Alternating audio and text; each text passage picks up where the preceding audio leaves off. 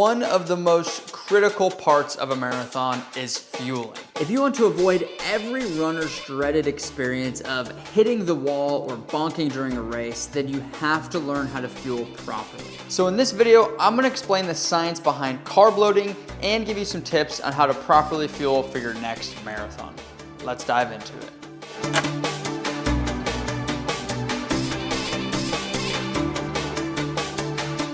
If you guys have been watching this marathon series, then you have seen this chart before. And a lot of you liked it so much the first time I pulled it out, I thought I would show it to you again. This chart explains the relationship between carbs to fat as the intensity of your effort increases. This is a depiction of how our body fuels when running. So at any given point in time, we are burning either carbs or fat. When we start here, intensity is low. We are burning nearly 100% fat at the beginning of a race. As the race progresses, as we increase our intensity, the fat burn ratio is going down and the carb burn ratio is going up. Carbs are a much faster source of energy for our bodies. Fat, while it is efficient, it is not very quickly used. Think of fat like a Prius, carbs like a Corvette. Carbs are gonna be fast, but they can't go for very long. Fat, slower, but can go for a long time. This point right here, where they meet in the middle,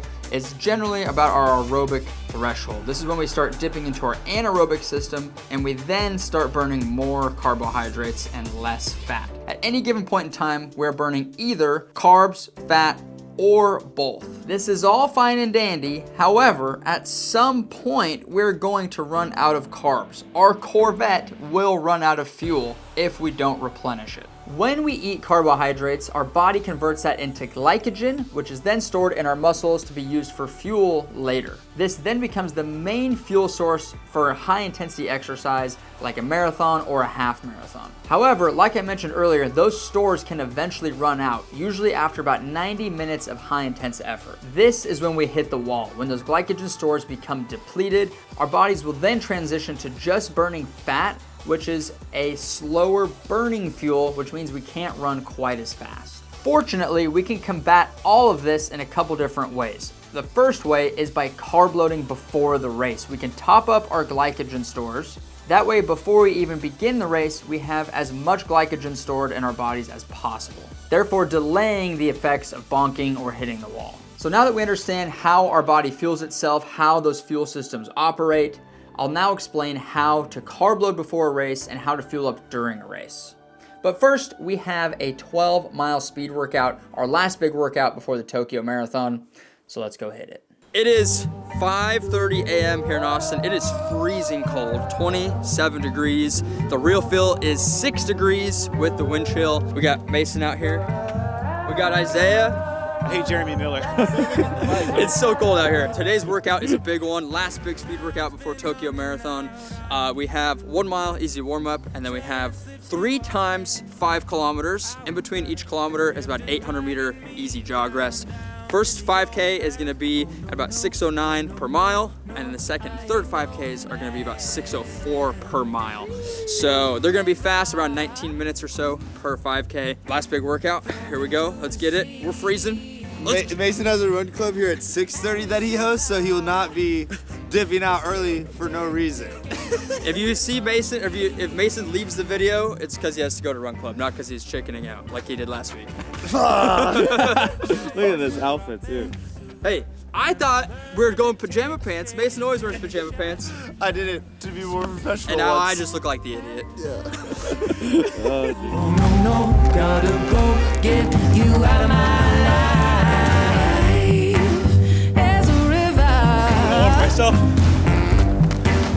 flowing to the sea.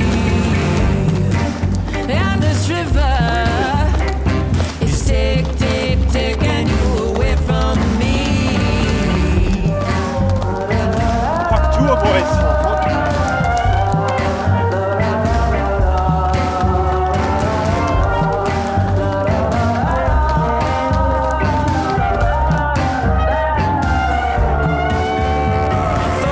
We're on our last one. We're cruising. The wind sucks, but the tailwind definitely helps. 1 rep to go. Here we go. seem to fit in. Oh no, no, no, you won't come back again. There's a river flowing to the sea, and this river is taking you away from me. 3 times 5K workout in the books. We averaged 6:15 per mile for that whole workout. 12 miles, 1 hour, 15 minutes. For the first rep, we averaged 6:04. That is 18:52 for the 5K. Second rep, we went 5:53 average per mile, 18:17 for the 5K. And then the third rep, picked it up, really pushed hard, 5:51 per mile average, 18:09 for the 5K. That's literally like a minute off of my 5K PR, which is crazy. And we did basically 3 of them in a row. So great workout. This is a huge confidence booster. Last big workout before Tokyo. We have 11 days until race day. But Isaiah, crushed Too easy. I only did 2 reps. I'm such a little baby. In my defense, though, I did just run Austin Marathon, and I ran at 2:58. This was like 2 days ago, so I can't believe I even came out. Isaiah, this whole video is about carb loading, how to fuel for your marathon. As an experienced 246 marathoner, you just ran a marathon this last weekend. What tips, or like, give me your best tip for carb loading, fueling for a marathon? Dude, I always like eat a ton of like, honestly, junk food, pizza, and like fast carbs a few days before the race. But dude, race day, I get a Morton 320 or whatever it is drink, some electrolytes, Switchback obviously in there, and then I eat a bagel for breakfast with some peanut butter, and then, dude, all of the gels. I have Morton 160 literally every 4 miles nonstop, and if I can get caffeine ones along the way, I'll take those too. But eat all the food. Do you count like your calories or your like how many grams of carbs you're eating? Dude, I am not that scientific yet. I leave that up to you.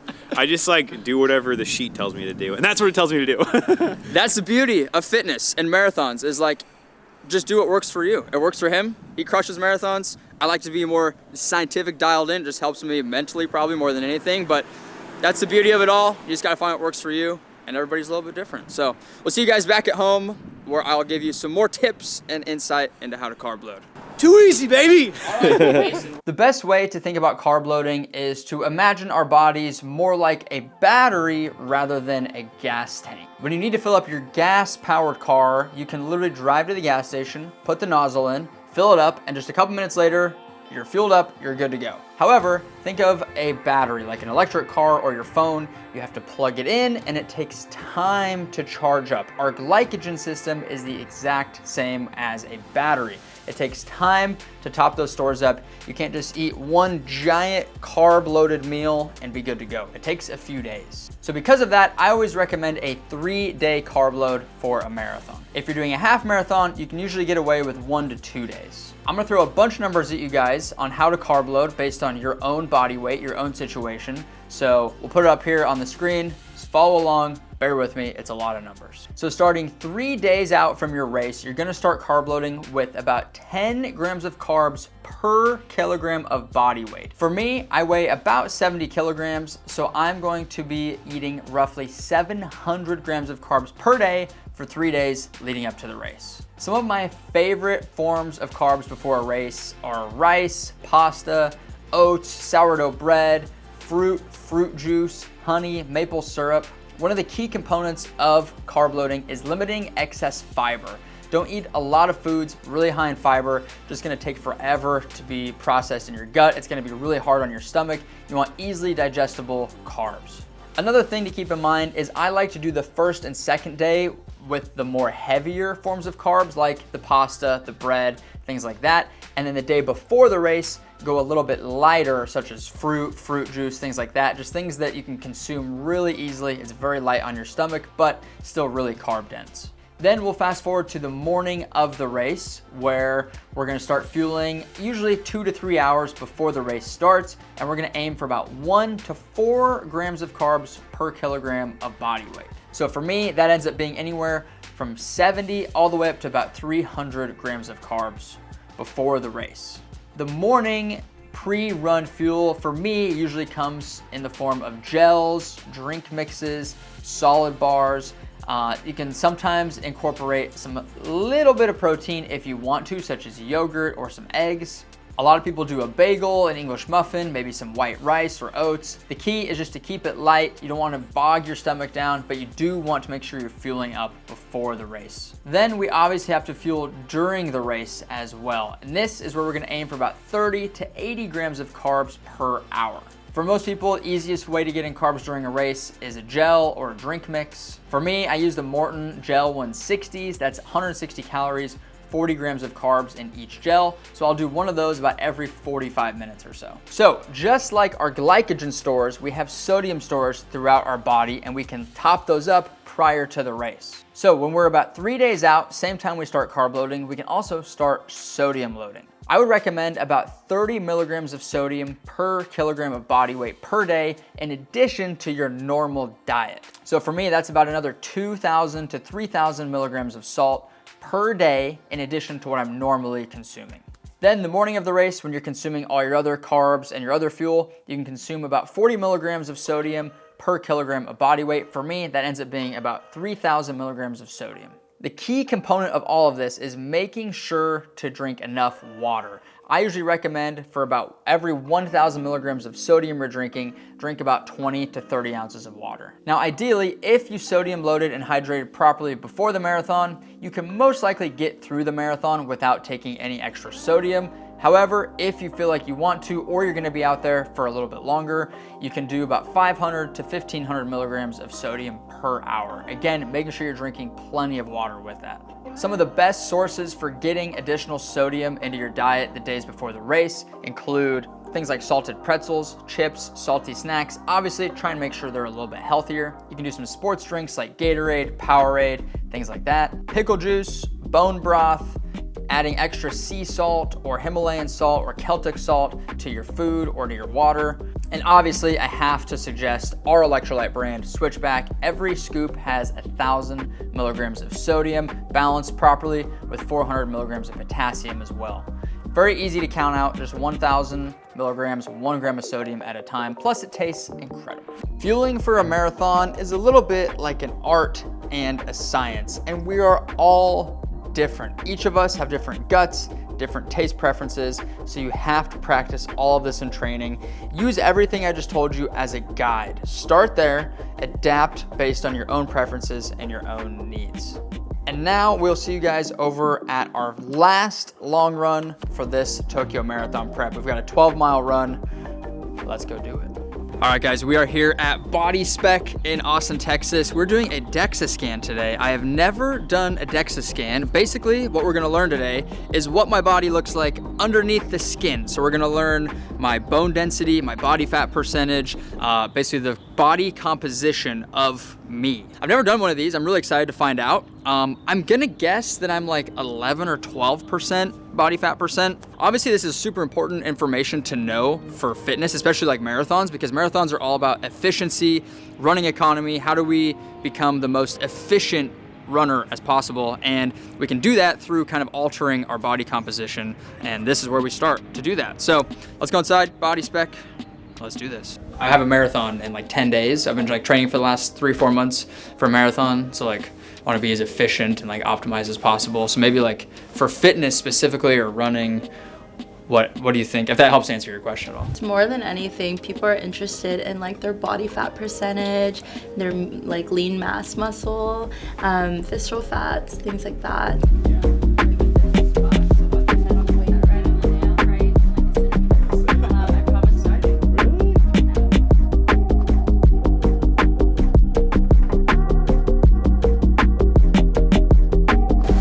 Look, right there. What are those pink boxes? Pink boxes. So those are our, we call them ROIs. They're region of interest. So they're just accurate points. Definitely a region of interest. So we'll get the results emailed to us within the next hour or so. So by the time I get back home, hopefully we should have them. I'll go over the results with you guys. So we got a ton of data from this DEXA scan. It was a super cool experience. It was very quick and easy. We went in, we were in there for maybe 10, 15 minutes. The scan took a couple minutes to just go over my body.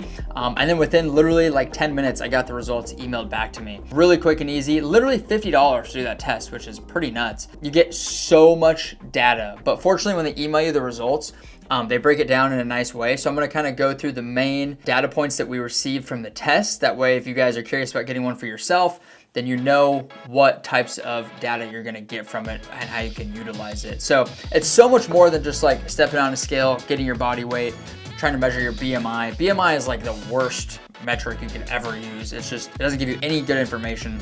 So DEXA scan just does a great job of telling you what's inside of your body. So my body fat percentage was 16.6%, which for me is in the top 22% of my age group. We could probably bring that down a little bit more just if we really want to optimize for marathons. This is great information to know. And again, because this is my first one, this is all good baseline information. Really the key with these DEXA scans is to come back and do them consistently over time so you can see how the changes you're implementing into your lifestyle and diet are affecting these numbers. So I'm really glad I have a baseline level here. Visceral fat, that's basically the fat around your organs, your like internal fat. Mine was very low, which is amazing. And that was 0.28 pounds. I'm very happy with that. And then the lean mass, that's basically all of the tissue in my body, everything that's not fat. That was 132 pounds, with my legs making up most of that. Obviously, the legs are the biggest muscles in the body. I'm in the top 75% for my age group for that. And then the top 85% for limb mass, meaning my arms and legs. And the analysis of this is that I have a pretty strong power to weight ratio, probably a lot of it due to lifting heavy weights. And then lastly is the bone density. This is super, super important for runners, just because you have so much impact on your body. Stress fractures are very common for runners, so bone density is very important. And my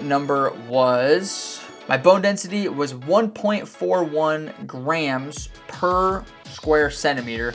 Basically what that means, I have a pretty high bone density. That's in the 71st percentile. Everything on here says that that's great. So again, bone density can be increased through things like strength training. Running can actually increase your bone density over time.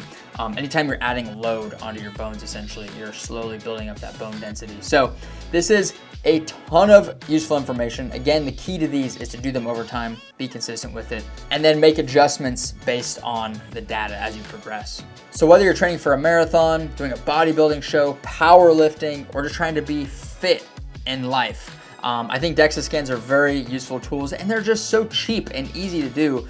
Highly recommend going to do it. Again, there's a link with a discount code down in the description of this video if you want to save even more money. But this was fun. I learned a ton from this experience. I'm definitely gonna be going back so we can continue capturing all this data. We've been blessed once again by the running gods for a cold and wet day of running this morning. So we've got 12 miles. This is our last long run before the Tokyo Marathon. Today's workout, kind of a workout. We have 11 miles at zone 3 effort and then 1 mile at threshold pace. And that's the whole workout today. So it's crazy. By the time you get to the taper, the last long run of the workout, or the last long run of the marathon prep, you're like 12 miles. That's it. That's all we have today. It's nothing after doing 18 and 20 milers for the last few months. So I'm excited for it. The taper is very challenging from a mental perspective, just because everything's a little bit lower, intensity is lower, the mileage is lower, and you just start questioning everything you've done over the last few months. Rocking Pumas today. These are the Puma Deviate Elite 3s. These will be the race day shoes. I've got a fresh pair just for race day.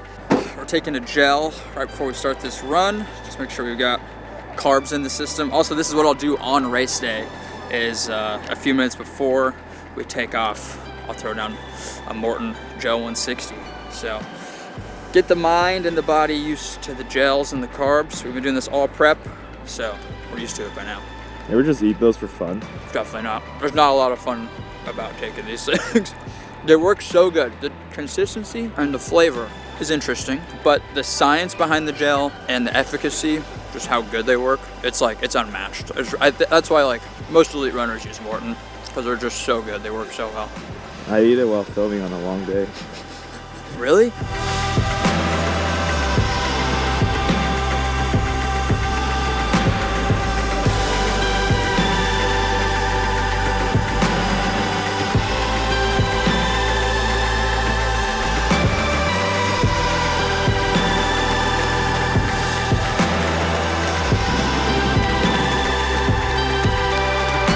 So my coach Paul Stafford, based in Boulder, Colorado, he ran collegiately D1 for Florida State, University of Colorado Boulder, elite distance runner. He's been coaching me for this, and great news, he's coming to Austin this next week. He'll get here tomorrow. So in episode 8 of this series, you guys will be able to see, meet Coach Paul, and we're gonna ask him a ton of questions about like race day prep, race week prep. He is so knowledgeable, so full of information. So we're gonna do a speed workout together, the last track workout for this prep. Very excited for it.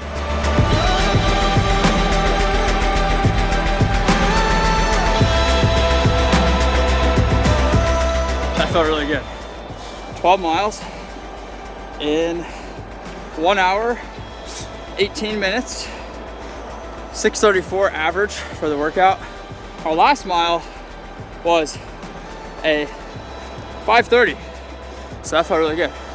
Legs just feel primed, ready to go. That's what the taper does, I guess. The weather helped. It wasn't too windy.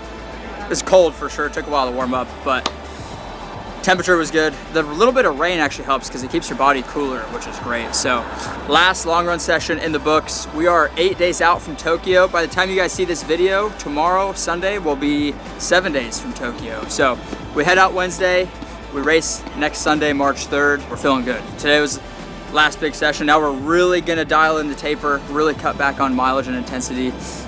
Very excited for it. Next week's episode, like I mentioned, will be with my coach Paul, giving you guys a ton of race day, race week tips to help hopefully crush your next marathon. So thank you guys for watching. Hopefully you learned how to carb load. You learned some tips and tricks on fueling for your next marathon. I'll see you guys next week. Peace. This is like the 20th take of this. Can't get the words right.